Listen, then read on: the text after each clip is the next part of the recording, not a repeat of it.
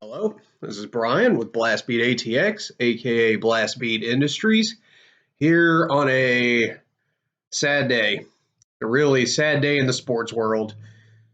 If you haven't heard by now, Kobe Bryant died in a helicopter crash this morning. And if you're not watching this on Sunday, you've definitely heard by now, but the Black Mamba is gone. And it shocking. Shock is the word I would use because I was grocery shopping for all you Texans and people who've been to Texas. We have a chain of grocery stores here, HEB, and I was in line checking out, and the cashier is, I don't know, 18 or something, like fresh out of high school, and he got the update on his phone. He's, whoa, he calls his, hey man, blah blah blah. And what happened?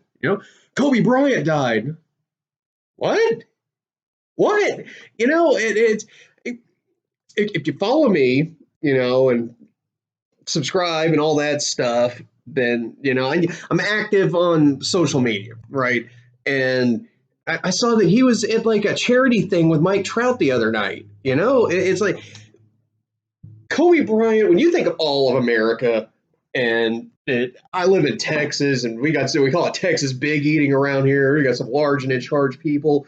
That of all of the Americans, Kobe Bryant was like in the upper 1% of 1% of 1% of people who were just in dynamite shape. You know, he was on paper, he was supposed to be one of those guys that lived to be 100 and spent the rest of his life hanging out with people and signing autographs at the conventions and doing that kind of thing. And man, he's my age. I think he was like a year younger.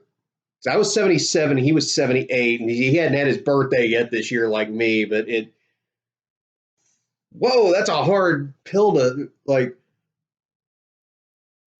I don't consider myself old at all, and I doubt he did either. He probably still had a 36-inch vertical jump. From what I've read today, he was kind of going into the coaching and mentoring thing. Apparently, his daughters were real hot stuff and potential WNBA players and all that. Like, he still had a lot to offer, is my point. And it was very shocked. Everyone in the grocery store was shocked because we're all just having Sunday and living our lives and doing our errands and maintaining our households. And wow, it's a real shocker. So, give me 1 second here. I guess there's three things I want to say about this. It, when Dimebag Darrell died, and if you watch this channel, you know Pantera is one of my favorite bands, and I think Dimebag Darrell was the greatest guitarist of all time. Sorry, Jimi Hendrix. Sorry, Stevie Ray Vaughan. Sorry, Eric Clapton. Dimebag was number one. More innovation, more people listened to him and started bands than anyone except for maybe like the Rolling Stones or something. So when I was in the Army and he got killed by that dirtbag, I guess that's the difference between Kobe and Dimebag. Is this was an accident. When your time's up, your time's up. Dimebag got murdered by a scumbag who killed one of God's angels. You know, my point is that was a real sad day in the barracks. Because even if you didn't like Dimebag and you didn't like Pantera, you knew how adored that guy was and what he meant. And it this feels like that today. This feels like that today. That even if you didn't like the Lakers and you didn't like Kobe, that you had to respect him. Because he's what, fourth on the scoring list, fourth, sixth, something like that. He's in the top 10 all times. Of the thousands and thousands of people who played in the NBA, he's in the top 10 on the scoring list. You know what? Two finals MVPs, four championships, five championships. It, this goes into my second point that I'm a long-time Spurs fan. Spurs are my team, and I got to go to a lot of those games in the early 2000s. Where we had Shaq and Kobe versus the Admiral and the Tim VP, and that was, at least in my eyes, one of the greatest rivalries in NBA history. Those were the real finals. Every year for that, like, I don't know, 10-year run of like 99 to 2009, that when the Lakers and Spurs would meet in the Western Conference Finals, that was the real NBA Finals because whoever won that series was about to cream the team for the East, probably sweep them. And it happened over and over and over. And so back when I was watching the Spurs games and rooting for the Admiral and Tim A, that man hated Kobe Bryant. And when I say hated, I'm not talking about him as a person and that thing. It's just he was going to be a handful that wasn't playing, the Toronto Raptors or whatever, the Denver Nuggets, and like you got to bring it tonight. 'Cause Kobe he don't take the night off. One of those once in a lifetime players. I'm so glad I got to see him play live. I really am. Glad I get. As time keeps ticking, I'm glad I got to see a lot of these players. I mean, even stuff like watching Mark McGwire hit all those home runs in the Astrodome, and then later in Enron Field or Minute Maid or whatever. I'd still prefer to call it Enron instead of Mid Maid. But anyway, I'm glad I got to see it. I'm glad I got to see Kobe dunk those basketballs, put the moves on people.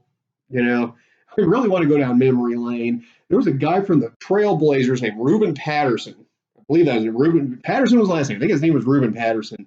And he fancied himself the Kobe stopper. And of course, Kobe put the moves on him in the playoffs. I think that was 2001. That's back when the Trailblazers were the Blunt Blazers. And shut that stuff down right away. Do you know who really was the Kobe stopper? Bruce Bowen. Bruce Bowen was like the one defender in the league that Kobe was, I got to be careful what I do here, And to me, that's what basketball's about. Basketball, more than the other sports, baseball, football, hockey, is a real personality-driven game, Because in football, you got to read the defense to score. You can have the best pass in the world, the best run in the world. Here comes Lawrence Taylor. Here comes J.J. Watt, And in baseball, there's really one way to swing. There's one way to pitch. And here comes a 100-mile-an-hour fastball, In basketball, you can put your style on it, Like Larry Bird almost never dunked. He just rolled the ball in, that kind of stuff. Kobe, his thing was taking shots. If we want to look at the back of the card here, look at all that scoring. He was like a machine gun, just going to the hoop. Not going to the hoop like Allen Iverson. Just that ball was. We're not doing the 3-man weave. We're giving the ball to Kobe and letting him take care of it. I hated him for it. Couldn't say at the time. All right. And of course, after he retired what, a year after Tim Duncan, I believe. Fuzzy memories.